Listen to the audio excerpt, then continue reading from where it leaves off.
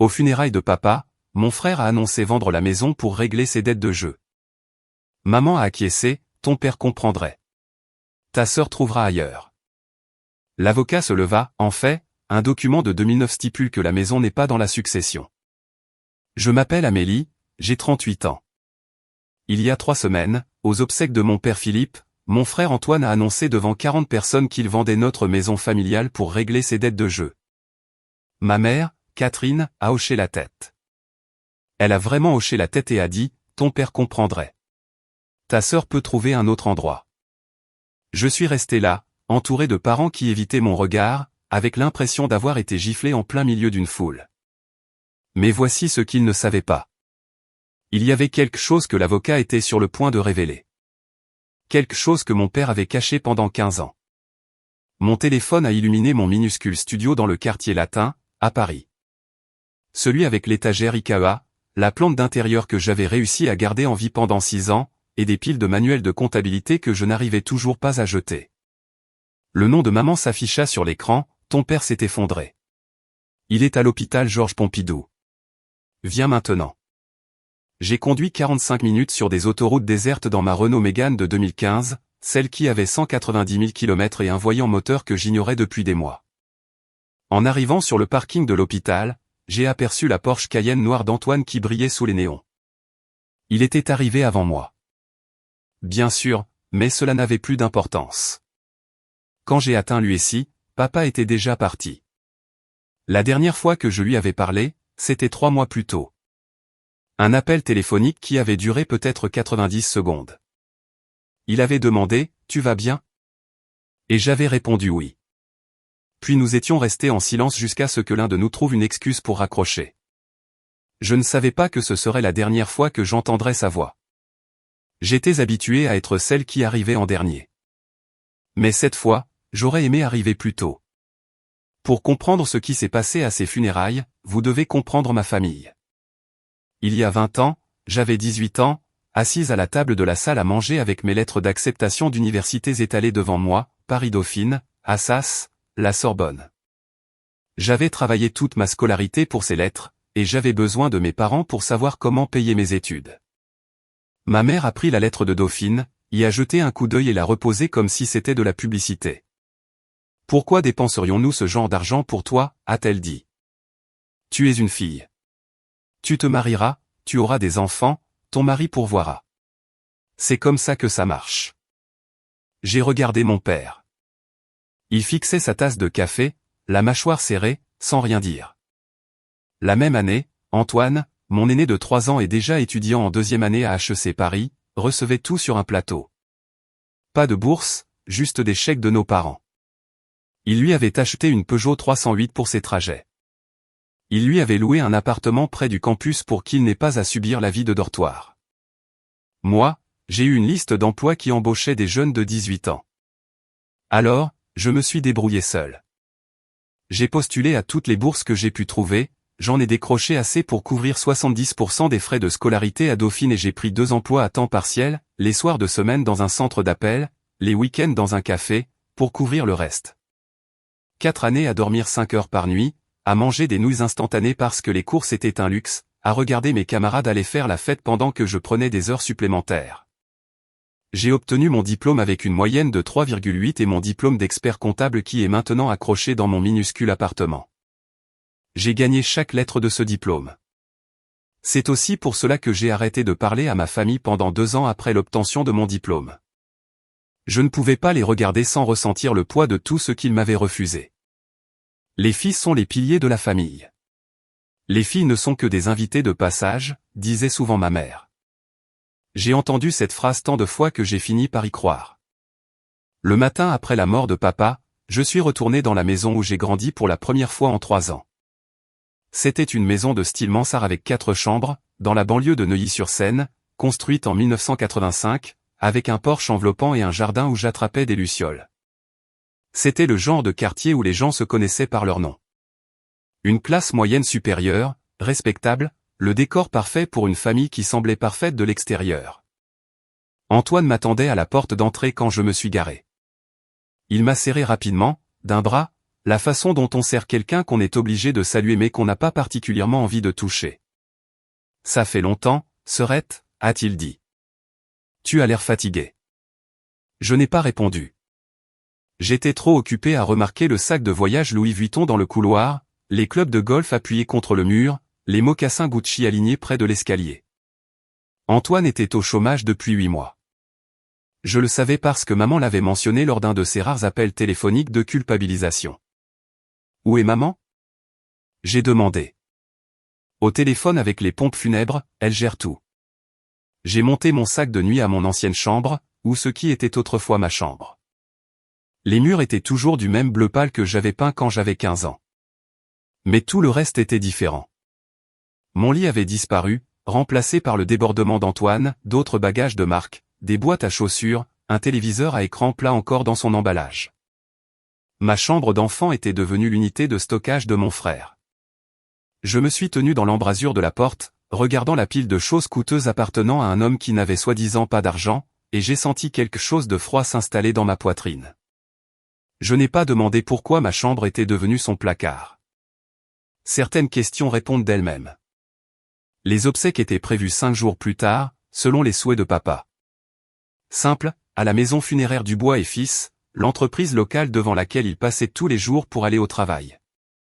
Je me suis occupé de la logistique. J'ai appelé le directeur des pompes funèbres, j'ai écrit la nécrologie, j'ai contacté des proches à qui je n'avais pas parlé depuis des années.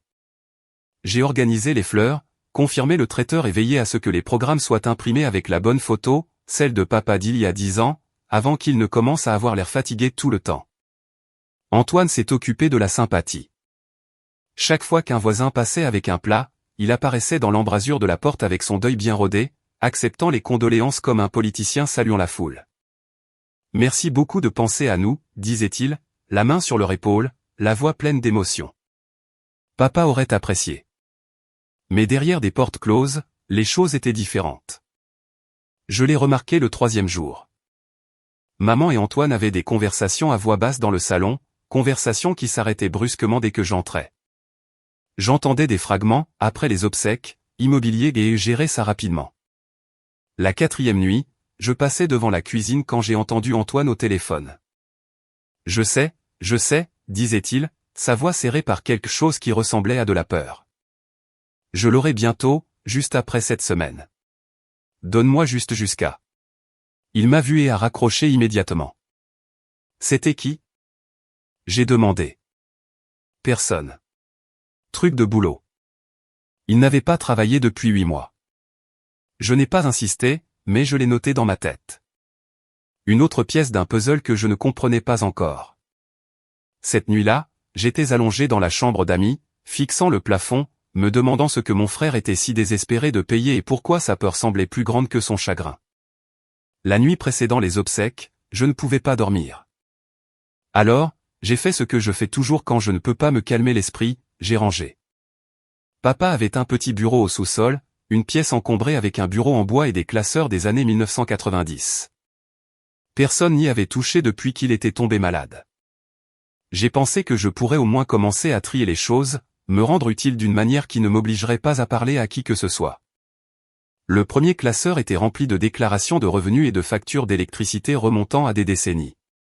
Le second contenait de vieilles photos, des bulletins scolaires, les miens et ceux d'Antoine et un dossier étiqueté documents importants.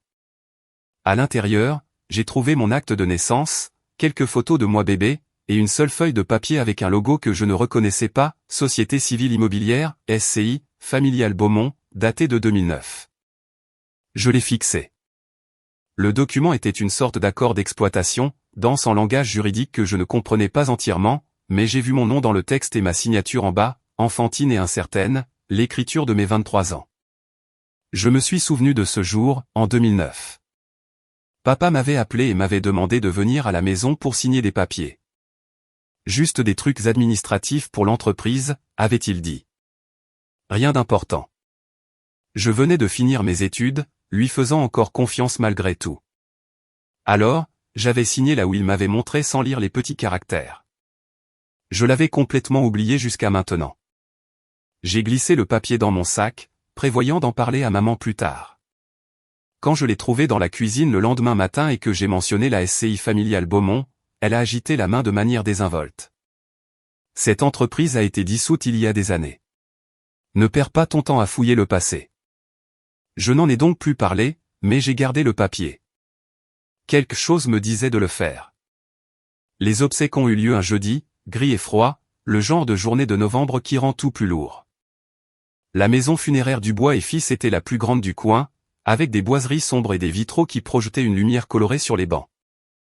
Plus de 40 personnes étaient venues, des parents, d'anciens collègues de l'entreprise de construction qu'il dirigeait, des voisins qui se souvenaient de lui comme l'homme tranquille qui déneigeait toujours leur allée après les tempêtes de neige.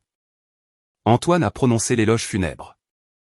Il se tenait au pupitre dans un costume Tom Ford. J'en ai reconnu la coupe parce que je l'avais vu dans un magazine, 3 000 € minimum, et a parlé de papa comme s'ils avaient été les meilleurs amis du monde. Il a parlé de sorties de pêche qu'ils avaient faites, de conseils que papa lui avait donnés, du lien indestructible entre père et fils. J'étais assise au dernier rang, écoutant des histoires que je n'avais jamais entendues, me demandant si elles étaient même vraies.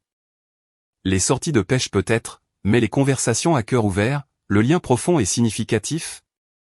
J'avais vécu dans cette maison pendant 18 ans, et je n'avais jamais vu papa parler à Antoine de quoi que ce soit de plus personnel que les résultats sportifs. Mais la foule était émue. Les femmes s'essuyaient les yeux. Les hommes hochaient la tête solennellement. Antoine avait toujours été doué pour la mise en scène. Maman était assise au premier rang, vêtue de Chanel noir et de son collier de perles signature, un cadeau d'Antoine, aimait-elle à rappeler aux gens, même si nous savions tous que papa l'avait payé. Elle acceptait les condoléances avec une dignité bien rodée. La veuve éplorée qui maîtrisait tout. Personne n'est venu me voir. Personne n'a demandé comment j'allais. J'étais juste un bruit de fond. La fille qui était partie trop longtemps pour avoir de l'importance. Je ne savais pas que l'éloge funèbre n'était que l'ouverture. La vraie performance allait suivre. Après la prière finale, la plupart des gens commençaient à prendre leur manteau pour partir, mais Antoine est remonté au pupitre et s'est éclairci la gorge. Si je pouvais avoir l'attention de tous juste un instant de plus. La salle s'est calmée. J'ai vu maman lui faire un signe de tête depuis son siège, un geste minuscule, presque imperceptible, comme un réalisateur donnant le signal à un acteur. Notre famille a discuté de la marche à suivre, a dit Antoine, sa voix portant la même émotion répétée que dans l'éloge. Et nous avons pris une décision difficile. Nous allons vendre la maison familiale. Des murmures ont parcouru la foule. Tante Pascale, la sœur de papa, a porté la main à sa poitrine. La maison de la rue des Érables ? Philippe aimait cette maison. Je sais, a dit Antoine, secouant la tête avec ce qui ressemblait à une tristesse sincère. Mais il est temps de prendre un nouveau départ. Maman ne veut pas rester seule, entourée de souvenirs. Et franchement, l'entretien est trop lourd pour qu'elle s'en occupe seule. Il a fait une pause, laissant cela faire son chemin, puis a ajouté, nous en avons déjà discuté en famille. Maman, moi, et Amélie étions tous d'accord. Mon estomac s'est noué. Je n'avais rien accepté. On ne m'avait même pas demandé mon avis. J'ai commencé à me lever pour dire quelque chose, mais maman s'est retournée et m'a regardé. Ses yeux étaient perçants. Un avertissement, n'ose pas faire de scandale. La maison sera mise en vente le mois prochain, a poursuivi Antoine. Nous voulions juste que tout le monde le sache pour éviter les surprises. Après l'annonce, les gens se sont approchés de maman avec sympathie. Une décision si difficile. Philippe comprendrait. Vous devez faire ce qui est le mieux pour la famille. Personne ne m'a demandé ce que j'en pensais. Je suis resté figé au fond de la salle, regardant ma maison d'enfance se faire vendre aux obsèques de mon père, sans dire un mot. Mais Antoine n'avait pas fini. Il a regardé vers maman, et elle s'est levée de son siège comme s'ils avaient aussi répété ça. Je voudrais ajouter quelque chose, a-t-elle dit, lissant sa robe noire en marchant vers l'avant. Je sais que certains d'entre vous se demandent ce qu'il en est de la situation d'Amélie. Mon visage est devenu brûlant. 40 pères d'yeux se sont tournés vers moi. Amélie est une jeune femme forte et indépendante, a poursuivi maman. Son ton était le même que celui qu'elle utilisait pour expliquer pourquoi nous ne pouvions pas nous permettre quelque chose qu'elle ne voulait pas acheter. Elle a un bon travail, son propre appartement. Elle est partie il y a des années et a construit sa propre vie. Philippe serait fier de cela. Elle a marqué une pause, penchant la tête avec un sourire triste. Elle n'a pas besoin de la maison. Pas comme Antoine. Il a eu quelques revers. Il a besoin du soutien de sa famille en ce moment. Je suis sûr que vous comprenez tous. Quelqu'un dans la foule, je crois que c'était tante Denise, a murmuré, eh bien, elle les a abandonnés pendant des années. Ton père comprendrait, a dit maman, me regardant directement. Ta sœur peut trouver un autre endroit. J'ai senti les mots atterrir comme un coup physique. Elle venait de dire à toute notre famille élargie que je ne méritais rien, que j'étais une arrière-pensée, que ce qui arrivait à ma maison d'enfance ne me regardait pas. Une cousine éloignée nommée Béatrice s'est penchée vers moi. Tu sais que ta mère a raison, ma chérie. Tu t'es si bien débrouillée toute seule.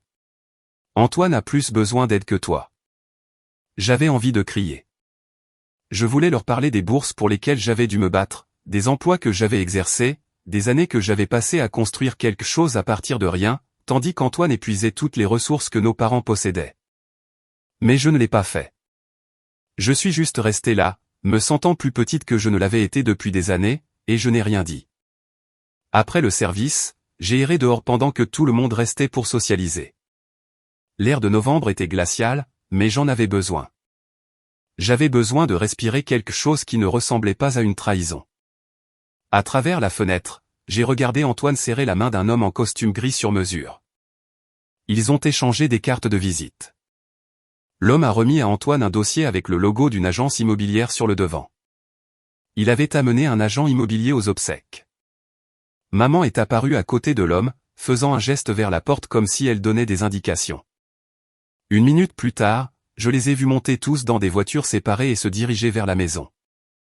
J'ai réalisé qu'ils montraient la propriété avant même que papa ne soit enterré.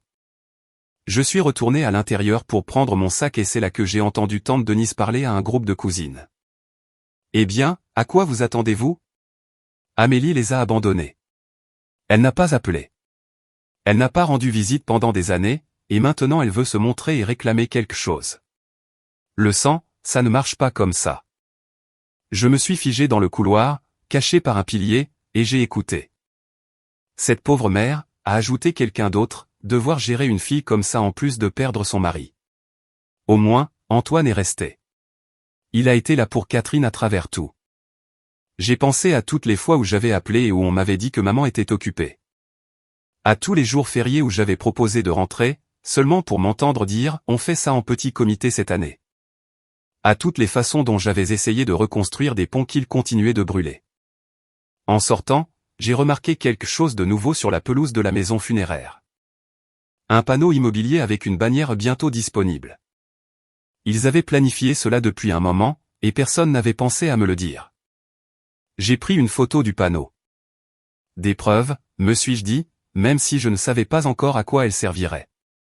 Cette nuit-là, j'ai essayé de leur parler. La maison était calme. La plupart des proches étaient retournés à leurs hôtels ou chez eux, ne laissant que nous trois dans le salon. Maman dans le fauteuil en cuir de papa. Antoine allongé sur le canapé. Moi, debout dans l'embrasure de la porte comme une visiteuse dans ma propre maison d'enfance. J'ai besoin de vous demander quelque chose, ai-je dit, à propos de la vente de la maison. Maman a levé les yeux de son téléphone. Quoi donc? Vous avez dit que nous étions tous d'accord. Nous ne l'étions pas. Personne ne m'a rien demandé. Antoine a ri. Un son court et méprisant. Allez, Amélie. Tu ne fais plus partie de cette famille depuis des années. Qu'est-ce que ça peut te faire? Ça m'importe parce que c'est notre maison de famille. Parce que papa est mort il y a 4 jours et que vous la montrez déjà à des acheteurs. Parce que j'ai autant le droit de participer à cette décision que vous deux. L'expression de maman s'est durcie. Tu n'as aucun droit. Tu es parti. Tu n'as pas appelé. Tu n'as pas rendu visite. Tu n'as pas aidé quand ton père était malade. Et maintenant, tu veux te pointer et exiger d'avoir ton mot à dire. J'ai appelé. Vous avez dit que vous n'aviez pas besoin de moi. Nous n'avions pas besoin de ta culpabilité. Nous avions besoin de ta présence. Antoine s'est assis, me fixant avec un regard presque pitoyable. Écoute, je vais être honnête avec toi. J'ai besoin de l'argent de cette maison. J'ai des dettes d'investissement, beaucoup. Et si tu fais une scène à ce sujet, je dirai à tout le monde exactement quel genre de fille tu as été, comment tu as coupé les ponts avec papa pendant 2 ans, comment tu lui as brisé le cœur. Ma gorge s'est serrée. C'était ma plus grande honte, les années où j'avais refusé de parler à papa, et Antoine venait de s'en servir comme d'une arme. J'essaie d'aider la famille, a-t-il dit. Tu essaies de la déchirer. J'ai quitté la pièce sans un mot de plus, mais je n'ai pas quitté la maison. Pas encore. Je sais ce que vous pensez probablement en ce moment. Pourquoi n'ai-je pas riposté? Pourquoi n'ai-je pas appelé un avocat sur le champ? Mais voici ce que vous devez comprendre. C'était ma famille, ma mère, mon frère. Les gens dont j'avais passé toute mon enfance à essayer de gagner l'amour. Les quitter m'avait déjà brisé une fois. Je n'étais pas prête à le refaire.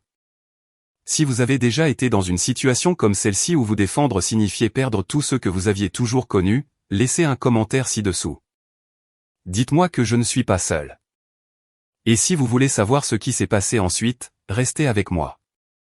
3 jours après les obsèques, maman a organisé un autre rassemblement familial, cette fois à la maison, pour discuter de la succession, a-t-elle dit, afin que tout le monde soit sur la même longueur d'onde. 15 personnes se sont entassées dans la salle à manger. Tante Denise, oncle François, ma grand-mère Élise du côté de maman, divers cousins que je reconnaissais à peine. La pièce semblait plus petite que dans mes souvenirs, remplie de corps et d'opinions, et du poids de décisions prises sans moi. Maman se tenait au bout de la table, une pile de papier devant elle. Antoine était assis à sa droite, les bras croisés, me regardant comme si j'étais un problème à gérer. Voici la situation, a commencé maman. Philippe n'a pas laissé de succession compliquée. La maison est l'actif principal, évalué à environ 850 000 €. Mon plan est de la vendre, de payer les dettes en suspens, et d'utiliser le reste pour subvenir à mes besoins pour ma retraite. Et Amélie, a demandé grand-mère Élise. Elle était la seule à me regarder avec autre chose qu'un jugement. Amélie a sa propre carrière, a dit maman calmement. Elle n'a pas besoin d'aide. Elle est partie il y a des années, a construit sa propre vie. Je suis fier d'elle pour ça. Mais c'est toujours ta fille, a insisté grand-mère. La fille de Philippe. Tante Denise, la sœur de maman, est intervenue. Avec tout le respect que je vous dois, mère, Amélie n'a pas été très présente. Elle a coupé les ponts avec cette famille. On ne peut pas partir et revenir ensuite la main tendue. Je ne demande rien, ai-je dit. Je demande à être incluse dans les décisions concernant la propriété de ma propre famille. Tu es incluse, a dit Antoine avec un sourire pincé. Tu es assise juste ici, n'est-ce pas? La salle a ondulé de rires inconfortables. J'ai senti mon visage s'empourprer. Personne ne m'a défendu. Pas une seule personne à cette table n'a dit que je méritais d'avoir voix au chapitre. Grand-mère Élise a croisé mon regard et a détourné les yeux, les lèvres serrées. Le véritable objectif de la réunion est devenu clair 1 heure plus tard. Antoine a fait glisser un document sur la table vers moi. L'entête indiquait « Avis de non-intérêt dans la propriété successorale ». Qu'est-ce que c'est? J'ai demandé. C'est simple, a dit maman. Tu signes ceci et tu renonces formellement à toute réclamation sur la maison ou sur les bénéfices de sa vente. Cela protège tout le monde, garde les choses claires. J'ai fixé le papier. Vous voulez que je renonce à mon héritage? Tu ne renonces à rien, a dit Antoine. Papa ne t'a rien laissé dans son testament. Cela ne fait qu'officialiser les choses afin que nous puissions avancer sans complications. Comment savez-vous ce que papa m'a laissé? Antoine a échangé un regard avec maman. Nous avons fait examiner le testament par un avocat. La maison revient à maman. C'est tout. Ce n'est que de la paperasse. Si je n'ai déjà aucune réclamation, pourquoi avez-vous besoin que je signe? Sa mâchoire s'est serrée. Parce que nous voulons que ce soit fait rapidement. L'acheteur est prêt. Nous n'avons pas besoin qu'une fille perdue se présente dans 6 mois en prétendant qu'elle mérite une part. Et si je ne signe pas, maman s'est penchée en avant. Alors je dirai à toutes les personnes présentes dans cette pièce et à toutes celles qui n'étaient pas là exactement quel genre de fille tu as été. Comment tu as abandonné ton père pendant 2 ans alors qu'il avait le plus besoin de toi? Comment tu lui as brisé le cœur? La même menace qu'Antoine avait faite. Il s'était clairement coordonné.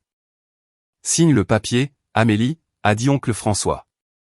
Ne rends pas les choses plus difficiles qu'elles ne doivent l'être.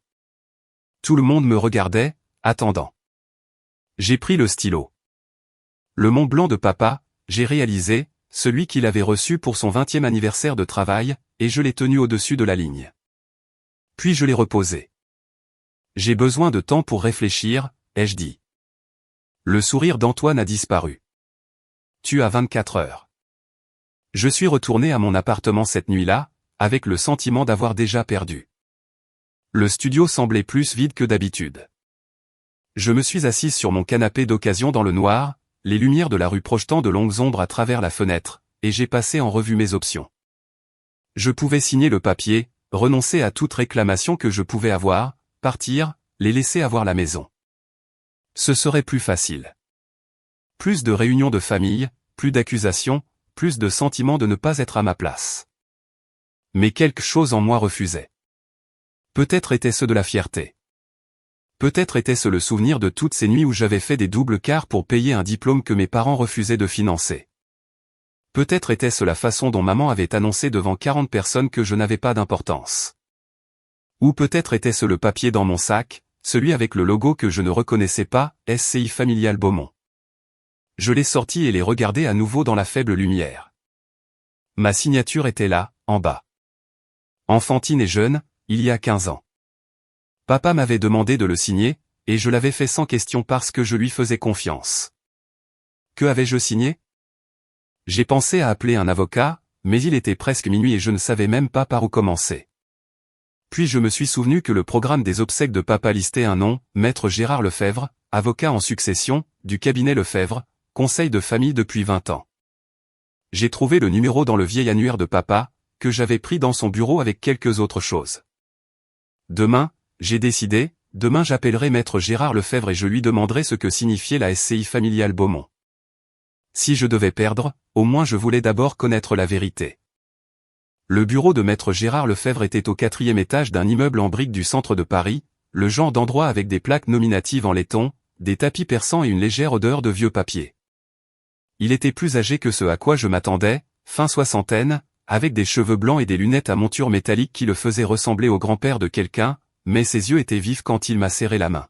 « Mademoiselle Dubois, j'espérais que vous appelleriez. » Cela m'a surprise. « Vraiment ?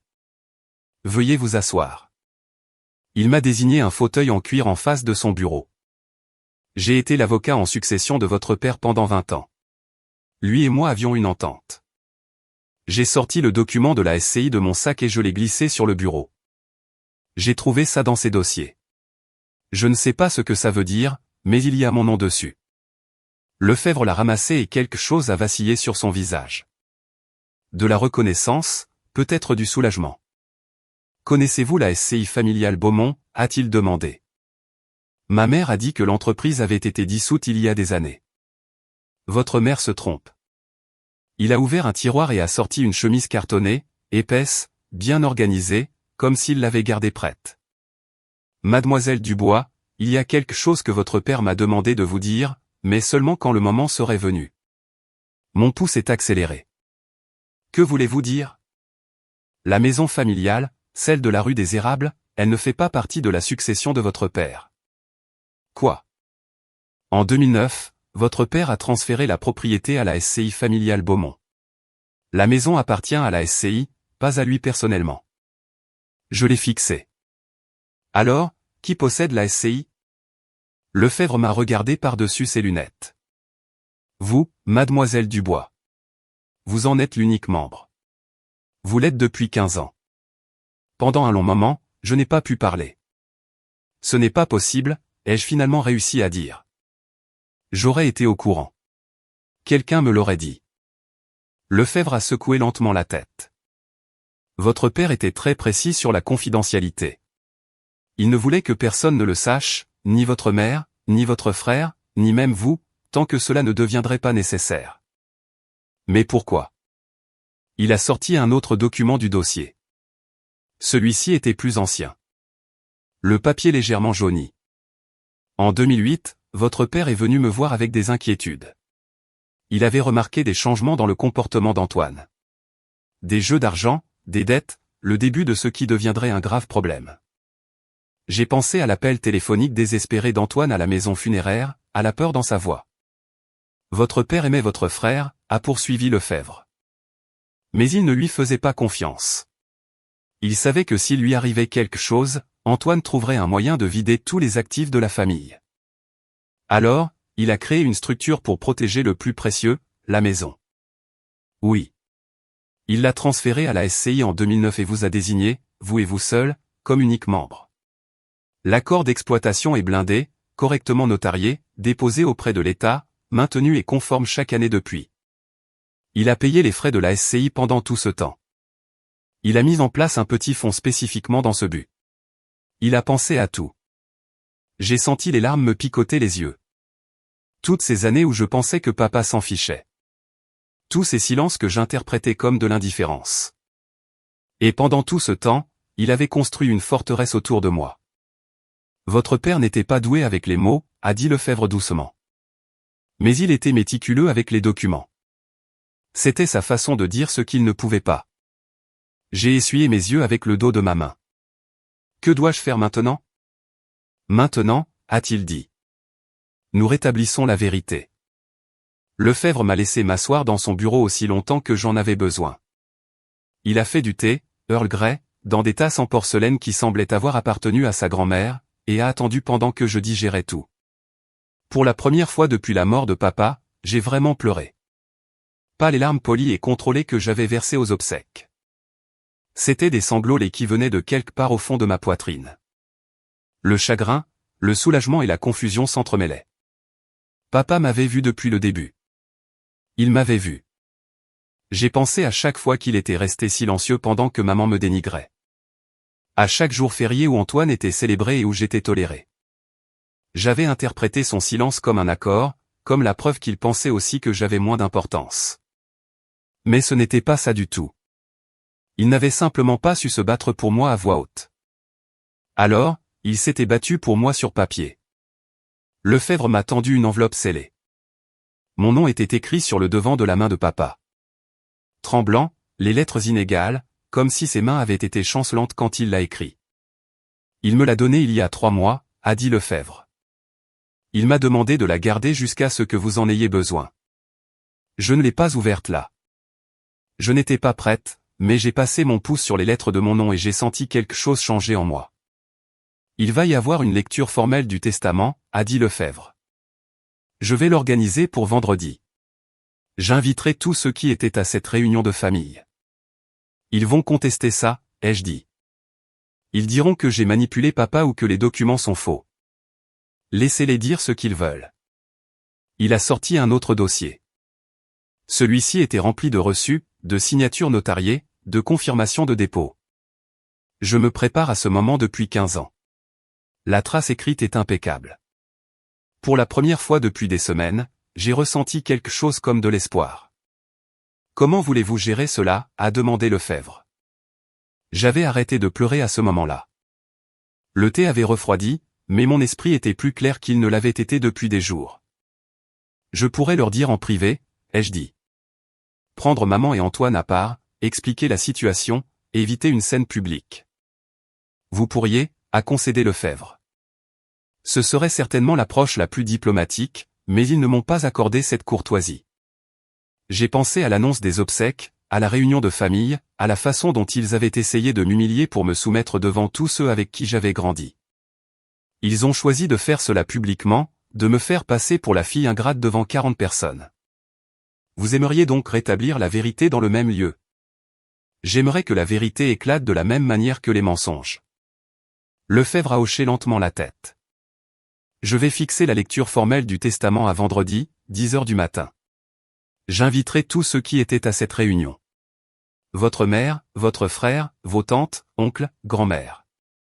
Ils s'attendront à ce que ce soit une procédure de routine. Aurez-vous besoin de quelque chose de ma part ? Juste d'être là. Apportez le document original que vous avez trouvé. Je m'occupe du reste.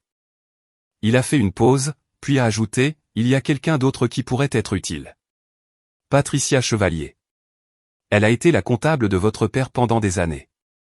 Elle a été témoin de la formation originale de la SCI. Si votre famille conteste la légitimité des documents, elle peut tout corroborer.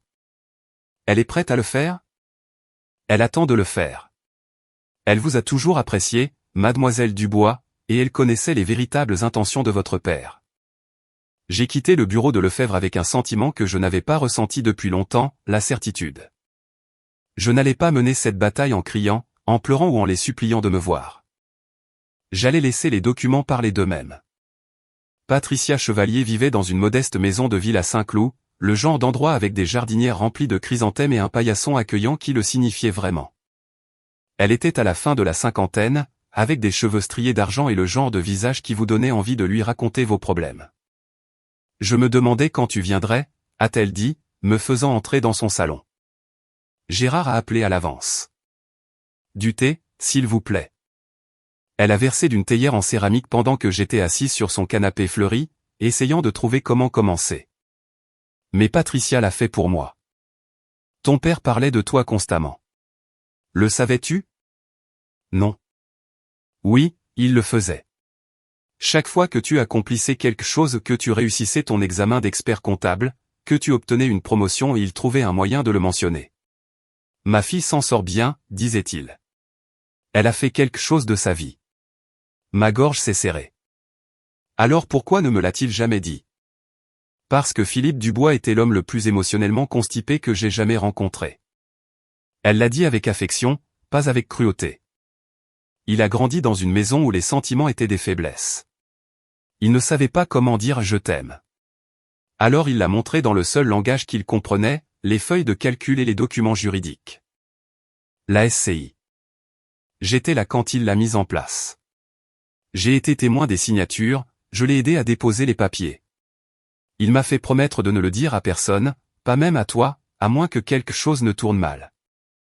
Et maintenant, quelque chose a mal tourné. Ta mère et ton frère sont sur le point de vendre une maison qui ne leur appartient pas. Je dirais que cela compte. Elle a posé sa tasse de thé et m'a regardé directement. Ton père n'était pas parfait, Amélie, mais au final, il t'a choisi. Ne les laisse pas te l'enlever. J'ai hoché la tête. Je ne le ferai pas. La nuit précédant la lecture du testament, Antoine a appelé. Les 24 heures sont écoulées, a-t-il dit. As-tu pris ta décision? J'étais assise sur mon lit, la lettre de papa toujours non ouverte sur ma table de chevet. Je serai à la lecture demain. Bien. J'entendais le sourire dans sa voix. Apporte un stylo. Nous allons régler ça et tout le monde pourra passer à autre chose. Je te vois là-bas, Antoine. Après qu'il ait raccroché, maman a appelé. Son ton était différent, plus doux, presque suppliant.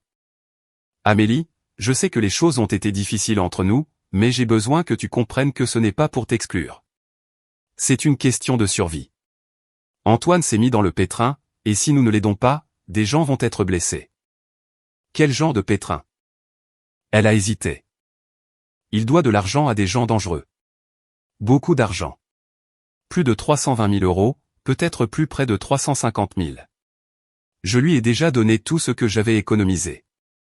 La maison était censée être le dernier recours. Alors, c'était le vrai chiffre, 340 000 euros de dette de jeu. Mon frère s'était vidé de sa substance en courant après des vents qui ne venaient jamais. Je suis désolé qu'Antoine ait des difficultés, ai-je dit, mais vendre la maison de papa, ma maison, ne va pas le réparer. Ça va juste lui permettre de continuer. Tu ne comprends pas. Je comprends parfaitement. Je te vois demain, maman. J'ai raccroché et j'ai finalement ouvert la lettre de papa. Son écriture était tremblante, les mots inégaux, mais le message était clair. Amélie, je sais que ta mère et ton frère ne t'ont pas traité équitablement. Je suis désolé de n'avoir jamais eu le courage de le dire à voix haute. Je n'ai pas été un bon père, mais j'ai essayé de te laisser quelque chose qu'ils ne pouvaient pas t'enlever. Tu es la seule à qui je fasse confiance avec ce qui compte. Papa. J'ai plié la lettre soigneusement et je l'ai glissée dans la poche de mon blazer. Demain, je n'aurai pas besoin de beaucoup parler. Le papier ferait le travail. Vendredi matin, 10 heures. Le bureau de maître Gérard Lefebvre. La salle de conférence était plus grande que son bureau privé, avec une table en acajou assez longue pour asseoir 12 personnes et des peintures à l'huile de monuments parisiens sur les murs. Un lustre en cristal pendait au-dessus, projetant une lumière prismatique sur le bois poli. Je suis arrivé à 9h45 et j'ai trouvé Lefebvre déjà en place, des dossiers disposés à sa place, un verre d'eau devant chaque siège, le projecteur prêt au cas où il aurait besoin d'afficher des documents. « Êtes-vous prête ?» a-t-il demandé. « Autant que je le serai jamais. » La famille a commencé à arriver à 9h55. Maman est arrivée la première, portant du noir à nouveau, cette fois une robe de créateur que je ne reconnaissais pas, le collier de perles brillant à son cou. Elle m'a à peine regardé avant de prendre place à l'extrémité opposée de la table. Antoine est arrivé avec 15 minutes de retard, parce que bien sûr. Il portait à nouveau le costume Tom Ford, fraîchement repassé, comme si c'était une réunion d'affaires où il s'attendait à conclure un accord.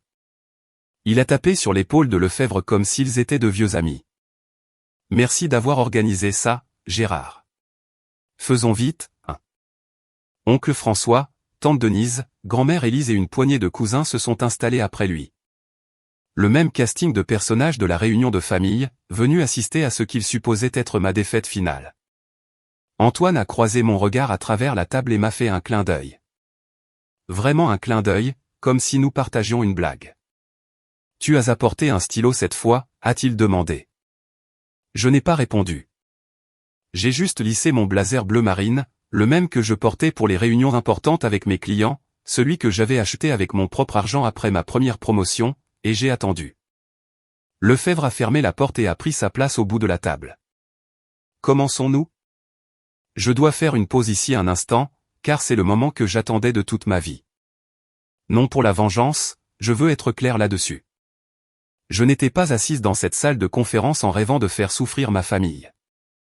J'attendais d'être vu, d'être reconnu, d'avoir enfin, après 38 ans, quelqu'un qui se lève et dise que j'avais de l'importance. Si vous vous êtes déjà senti invisible dans votre propre famille, comme si, peu importe ce que vous accomplissiez, ce n'était jamais assez, alors vous savez exactement ce que je ressentais dans ce fauteuil. Aimez et commentez si vous êtes toujours avec moi, et restez attentif. Ce qui s'est passé ensuite a tout changé. Lefebvre a commencé par les formalités habituelles, confirmant l'identité de chacun, expliquant le but de la lecture, décrivant la structure de base de la succession de papa. Le testament de Philippe Dubois est simple, a-t-il dit, tournant les pages de son dossier. Les effets personnels doivent être distribués entre les membres de la famille à la discrétion de Madame Dubois. Son véhicule, une Honda Accord 2018, revient à Antoine. Ses comptes d'épargne, totalisant environ 47 000 €, reviennent à son épouse, Catherine. Maman a hoché la tête, l'air satisfaite. Antoine s'est penché en arrière sur sa chaise, avec l'air de quelqu'un qui regarde un cheval sur lequel il a parié prendre de l'avance. « Et la maison ?» a demandé tante Denise. « La propriété de la rue des Érables ?» Lefebvre a fait une pause. Il a enlevé ses lunettes, les a nettoyées sur sa cravate et les a remises, un geste que je réaliserai plus tard comme étant entièrement délibéré. « Concernant la maison, » a-t-il dit lentement. « Il y a un problème. » La salle est devenue silencieuse. Antoine s'est redressé. « Quel genre de problème ?» a demandé maman. « La propriété de la rue des Érables ne fait pas partie du patrimoine personnel de Monsieur Dubois. »« C'est ridicule » a dit Antoine. « Il a possédé cette maison pendant 30 ans. Il a vécu dans cette maison pendant 30 ans, » a corrigé Lefebvre. « Mais la propriété a été transférée en 2009. La propriété est détenue par une société civile immobilière, nommée SCI Familiale Beaumont. » J'ai vu le sang se retirer du visage de ma mère. Antoine avait l'air confus, comme si quelqu'un avait commencé à parler une langue qu'il ne comprenait pas. « Qu'est-ce que c'est que cette SCI Familiale Beaumont ?» a-t-il exigé. Lefebvre a sorti un dossier épais de sous ses notes. Sur la couverture, de la main soignée de papa, se trouvait une étiquette « Document de propriété ». Ne pas détruire. Je pense, a dit Lefebvre, que nous devons discuter de la structure corporative que votre père a mise en place il y a 15 ans. Lefebvre a exposé les documents un par un, comme un croupier étalant des cartes sur une table. En 2009, Philippe Dubois a transféré la propriété de la rue des Érables dans une société civile immobilière. La SCI a été correctement formée. Le transfert a été légalement enregistré auprès du département, et tous les impôts et frais ont été payés chaque année depuis. Donc, l'entreprise possède la maison, a dit Antoine. Très bien. qui possède l'entreprise. L'accord d'exploitation spécifie un seul membre, une seule personne ayant le contrôle complet de la SCI et de tous ses actifs. Lefebvre m'a regardé. Toutes les têtes de la salle se sont tournées pour suivre son regard. Cette personne est Amélie Dubois. Le silence a duré exactement 3 secondes. Puis Antoine a explosé, se levant de sa chaise. C'est. Son visage était passé de pâle à rouge en un instant. Elle l'a manipulé. Elle l'a approché quand il était malade et confus. Les documents ont été exécutés en 2009, a dit Lefebvre calmement. Votre père avait 53 ans et était en parfaite santé. Les signatures ont été notariées par un notaire assermenté et témoignées par sa comptable, qui est prête à témoigner de sa compétence mentale à l'époque. Je ne crois pas ça. Antoine a attrapé un des documents et l'a scanné, ses mains tremblantes. C'est une fraude. C'est le choix de votre père, a dit Lefebvre. Fait délibérément, maintenu avec soin et légalement contraignant. Maman a finalement parlé, sa voix à peine audible. Il ne m'a jamais rien dit. 35 ans de mariage, et il n'a jamais dit un mot. Il m'a demandé de garder cela confidentiel. J'ai honoré cette demande. Je suis resté très immobile, sentant le poids de 38 ans de dynamique familiale se déplacer en temps réel. Mes tantes me fixaient. Ma grand-mère avait les larmes aux yeux. Et mon frère avait l'air de vouloir renverser la table. La maison vaut près de 950 000 €, a dit Antoine. Elle appartient à la famille. Elle appartient à la SCI, a répondu Lefebvre. Et la SCI appartient à votre sœur. Maman s'est tournée vers moi avec une expression que je n'avais jamais vue auparavant. Un mélange de trahison et de désespoir qui la faisait paraître plus âgée que ses 67 ans. Tu savais, a-t-elle dit. Pendant tout ce temps, tu savais. Je l'ai découvert il y a 3 jours, ai-je dit. Après que vous ayez annoncé aux obsèques de papa que je pouvais trouver un autre endroit. N'ose pas, a commencé Antoine. Laisse-la finir, a dit grand-mère Élise sèchement. Tout le monde s'est tu. J'ai pris une inspiration. J'ai trouvé un document dans le bureau de papa et je ne savais pas ce que ça voulait dire. J'ai appelé maître Lefebvre pour lui demander. Il m'a dit la vérité, une vérité qu'aucun de vous n'a pris la peine de partager parce que vous aviez déjà décidé que je ne méritais pas de faire partie des décisions de cette famille. Le calme de maman s'est fissuré. Nous avons besoin de cet argent, Amélie. Antoine a des problèmes. De vrais problèmes. Il doit de l'argent à des gens qui ne négocient pas. Combien, a demandé oncle François, fronçant les sourcils. Antoine n'a rien dit, alors je l'ai fait. 340 000 € de dette de jeu. La salle a explosé. La main de tante Denise s'est envolée vers sa poitrine. Un de mes cousins a murmuré, « Mon Dieu !» Oncle François a regardé Antoine comme s'il ne l'avait jamais vu auparavant. Ce n'est pas exact, a bégayé Antoine. Ce sont des investissements, pas je le couvre depuis des années, a dit maman, sa voix se brisant. Je lui ai donné tout ce que j'avais. La maison était censée être le dernier recours. Elle m'a regardé avec des yeux rougis. Ton père n'est parti que depuis 2 semaines et tu vas prendre notre maison. Je ne prends rien, ai-je dit. Je réclame ce que papa m'a laissé. De la même manière que vous avez réclamé tout ce qu'il vous a laissé. La seule différence, c'est qu'il s'est assuré que celui-ci ne puisse pas être pris. Le collier de perles autour de son cou a capté la lumière lorsqu'elle a baissé la tête. Pour la première fois de ma vie, j'avais dit quelque chose qu'elle ne pouvait pas contester. Je me suis levé. L'attention de tout le monde s'est portée sur moi. Certains hostiles, certains curieux, certains prudemment neutres. Je sentais mon cœur battre, mais j'ai gardé ma voix stable. Je ne suis pas ici pour jubiler, ai-je dit. Et je ne suis pas ici pour punir qui que ce soit. Je suis ici parce que papa voulait que j'aie ça. Il a fait ce choix quand j'avais 23 ans, et il l'a gardé secret pendant 15 ans. Cela me dit quelque chose sur ce qu'il croyait. Cela me dit qu'il a été manipulé, a craché Antoine. Cela me dit qu'il a vu ce qui allait arriver. J'ai regardé directement mon frère. Il savait que tu dilapiderais tout ce qu'il avait construit si tu en avais l'occasion. Et il avait raison. Antoine s'était lancé en avant et pendant un instant j'ai cru qu'il allait me frapper. Mais oncle François lui a saisi le bras. Assieds-toi, a dit oncle François. Tu as fait assez de dégâts. Je me suis tourné vers ma mère. Vous pouvez rester dans la maison. Je ne vais pas vous mettre à la rue, mais ce sera dans le cadre d'un bail formel. 1 € par mois, renouvelable annuellement, à ma discrétion. 1 € par mois, a-t-elle répété. Et Antoine n'y vivra pas. Ce n'est pas négociable. Tu ne peux pas, je peux. La maison appartient à ma SCI. Je décide qui y vit. La salle était plongée dans un silence de mort. Je pouvais voir les calculs se faire derrière les yeux de tout le monde, le pouvoir qui changeait, les vieilles hypothèses qui s'effondraient. Antoine a besoin d'aide, ai-je dit, plus doucement maintenant.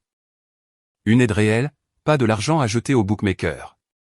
S'il veut se faire soigner pour son addiction, je le soutiendrai.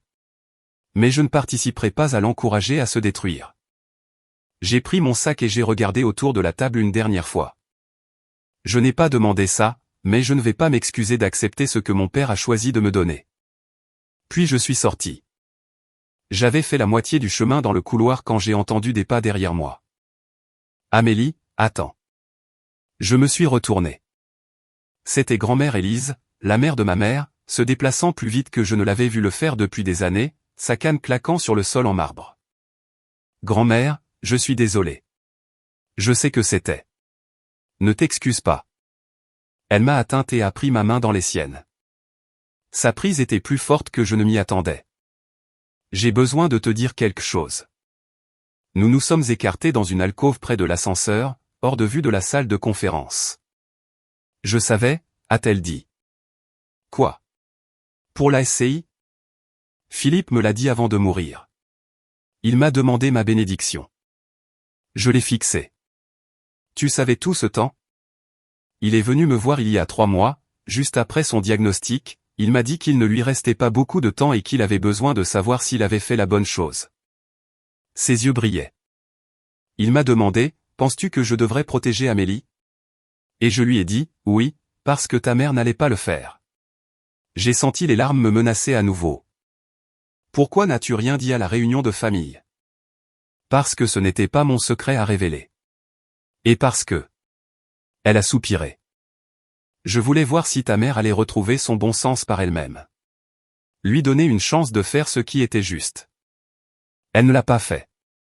Non, elle ne l'a pas fait. Grand-mère m'a serré la main. Mais toi, tu l'as fait. Tu as tenu bon.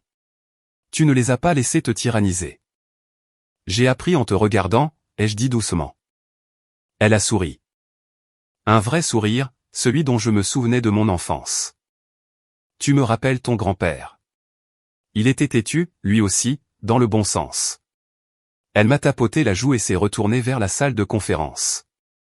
Rentre chez toi, ma chérie. Tu as mérité un peu de repos. Je gère ce qui reste là-dedans. J'étais presque arrivé à ma voiture quand Antoine m'a rattrapé.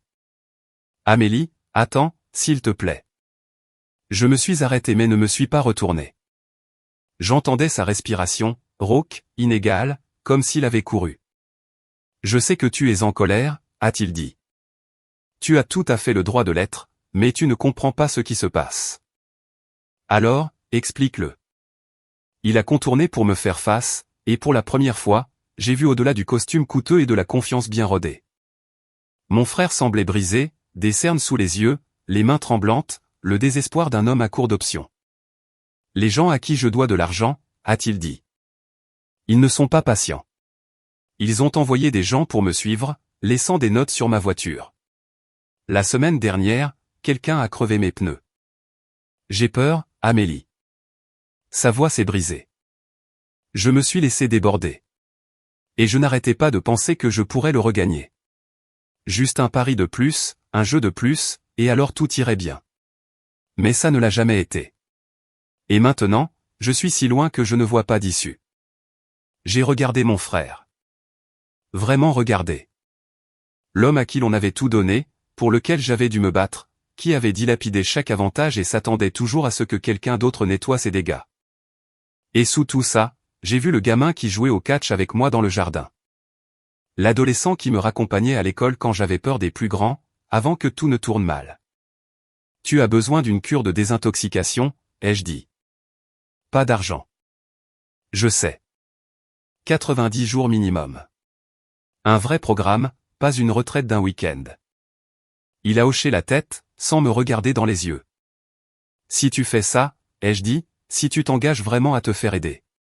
Alors nous pourrons parler de la suite, mais pas avant. Et si je ne le fais pas?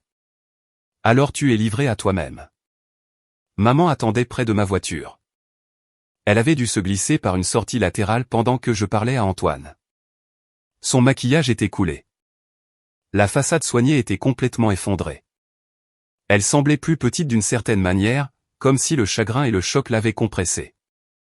Il m'a laissé quelque chose, a-t-elle demandé doucement. Philippe, dans ce dossier, un message, une explication? J'ai pensé à mentir, à lui dire que papa lui avait écrit une belle lettre pleine de réconciliation et de pardon, mais elle ne méritait pas un mensonge. Elle méritait la vérité. Non, ai-je dit. Il ne vous a pas mentionné du tout. Elle a tressailli comme si je l'avais frappée. 35 ans, a-t-elle murmuré. Je lui ai donné 35 ans de ma vie. Et il a tout laissé il m'a laissé la maison, ai-je dit. Non pas parce qu'il m'aimait plus, mais parce qu'il savait que vous et Antoine la dilapideriez. Et il avait raison. Je faisais ce que je pensais être le mieux pour la famille. Vous faisiez ce qui était le mieux pour Antoine. Il y a une différence. Elle a commencé à argumenter, puis s'est arrêtée. Quelque chose a changé dans son expression. Pas de l'acceptation exactement, mais le début de la reconnaissance. Je l'ai élevé comme j'ai été élevé, a-t-elle dit. Les filles sont des investissements. Les filles sont temporaires. C'est ce que ma mère m'a appris. Grand-mère Élise semble avoir changé d'avis. Un rire amer. Elle t'a toujours préféré. Peut-être qu'elle me voyait plus clairement. Maman a levé la main et a dégrafé son collier de perles, celui qu'elle portait tous les jours depuis aussi longtemps que je me souvienne, et l'a tenu dans sa paume pendant un moment. Je ne sais pas comment réparer ça, a-t-elle dit. Moi non plus, ai-je admis. Mais peut-être que c'est par là qu'on commence. Elle n'a pas répondu. Elle s'est juste éloignée, tenant toujours les perles, me laissant seul sur le parking avec le poids de tout ce qui venait de changer. La lecture du testament s'est terminée lentement après mon départ. J'ai entendu les détails plus tard par grand-mère Élise et par Lefebvre. Tante Denise avait tenté de soutenir que la SCI était frauduleuse d'une manière ou d'une autre, mais Lefebvre l'a fait taire avec une documentation remontant à 15 ans, signature notariée, dépôt d'état, rapports annuels, tous les y pointés, tout l'était barré. Oncle François avait pris Antoine à part et lui avait dit qu'il était une déception. Dur, peut-être, mais Antoine a juste hoché la tête. Il était trop vidé pour se battre davantage. Patricia Chevalier m'a appelé ce soir-là. Tu as fait ça magnifiquement, a-t-elle dit. Ton père aurait été si fier. J'ai juste dit la vérité. C'est parfois la chose la plus difficile à faire. Elle m'a dit qu'elle avait regardé la famille partir un par un. Certains s'étaient arrêtés pour serrer la main de Lefebvre et marmonner des excuses pour leurs hypothèses antérieures. Quelques cousins m'avaient apparemment envoyé des SMS, même si je n'avais pas encore consulté mon téléphone. Ta grand-mère est restée jusqu'à la fin, a ajouté Patricia. Elle voulait s'assurer que le message soit clair. Elle a dit à ta mère, tu as fait ça toi-même, Catherine. Ne blâme pas l'enfant. J'ai souri malgré tout. Grand-mère Élise avait toujours eu une colonne vertébrale en acier, même lorsque le reste d'entre nous s'effondrait. 2 jours plus tard, le bureau de Lefebvre m'a envoyé un colis formel, l'accord d'exploitation original, l'acte de propriété, les clés de la maison de la rue des Érables. Tout cela désormais officiellement et publiquement à moi. J'ai tenu les clés dans ma main, le même porte-clés en laiton que papa avait porté pendant 30 ans, avec un porte-bonheur en cuir usé et une minuscule photo de moi à l'âge de 5 ans glissée à l'intérieur de la fenêtre transparente. Il portait ma photo depuis le début. Je n'avais jamais su où regarder. 2 semaines plus tard, j'ai emménagé à nouveau dans la maison de la rue des Érables. Pas de façon permanente, pas au début. J'ai gardé mon appartement en ville pour le travail, mais j'ai commencé à passer les week-ends à la maison, à désencombrer, à réparer les choses que papa avait laissées aller pendant ces derniers mois. La première chose que j'ai faite a été de vider mon ancienne chambre. Les bagages de marque d'Antoine, les boîtes à chaussures pleines de baskets qu'il ne pouvait pas se permettre, le téléviseur à écran plat toujours dans son emballage, tout est allé au garage. Il pourrait le récupérer quand il voudrait, mais ça ne resterait plus dans ma chambre. Ensuite, j'ai repeint les murs. Un vert sauge doux cette fois, une couleur que j'avais toujours voulu mais que je n'avais jamais demandé. Maman vivait dans la chambre d'amis maintenant, en vertu du contrat de bail que nous avions établi. 1 euro par mois. Elle était calme la plupart du temps. Nous ne parlions pas beaucoup, mais nous ne nous disputions pas non plus. C'était une sorte de paix à laquelle je ne m'étais jamais attendu. Maladroite, fragile, mais réelle. Antoine s'est inscrit à un programme de 90 jours près de Biarritz. Un vrai, avec thérapie de groupe et conseils en toxicomanie et sans accès à son téléphone. Je ne lui ai pas rendu visite, mais j'ai envoyé une lettre, juste une ligne, je suis de tout cœur avec toi. Il m'a répondu 2 semaines plus tard.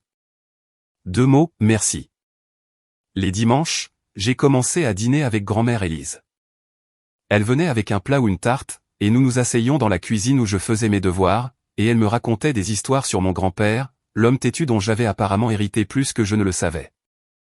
La maison se sentait différente maintenant, plus légère, comme si elle avait retenu sa respiration pendant des années, attendant que quelqu'un la laisse expirer. J'ai mis des fleurs fraîches sur la cheminée où se trouvait la photo de papa. Des roses jaunes, ses préférées. Hier soir, j'étais assise sur le porche au coucher du soleil, tenant une tasse de thé au gingembre. Le même genre que papa buvait tous les soirs, même si je ne l'ai su que lorsque j'ai trouvé sa tasse dans le placard. J'avais lu sa lettre 100 de fois maintenant. Les mots s'usaient au pli où j'avais plié et déplié le papier, mais je pouvais toujours distinguer la dernière ligne. Tu es la seule à qui je fasse confiance avec ce qui compte. Pendant si longtemps, j'ai pensé que mon père ne m'aimait pas. Je pensais que son silence était la preuve que je ne méritais pas qu'on parle pour moi, que j'étais invisible pour lui, de la même manière que j'étais invisible pour tous les autres dans cette maison. Mais j'avais tort. Papa ne savait pas aimer à voix haute. Il a grandi dans une famille où les émotions étaient des faiblesses et les actions étaient tout. Alors il m'a montré qu'il se souciait de moi de la seule manière qu'il connaissait, en me protégeant avec des documents quand il ne pouvait pas me protéger avec des mots. Je pensais que la force signifiait riposter, crier, exiger d'être vu. Mais maintenant, je le comprends différemment. Parfois, la force est la patience. Parfois, c'est construire une forteresse si tranquillement que personne ne la remarque tant qu'elle n'est pas déjà debout. Je ne vais pas prétendre que tout est réglé. Maman et moi apprenons toujours à être dans la même pièce. Antoine a 84 jours restants en cure de désintoxication, et je ne sais pas qui il sera quand il en sortira. Certains de mes proches pensent toujours que j'ai manipulé un homme mourant, mais je connais la vérité, et c'est suffisant. Papa n'a jamais dit « je t'aime », mais il a écrit mon nom sur chaque document qui comptait. Il m'a donné la maison où j'ai grandi, la sécurité que ma mère a essayé de me prendre, et un avenir que personne ne pouvait voler. C'était sa façon de le dire, et je l'ai finalement entendu.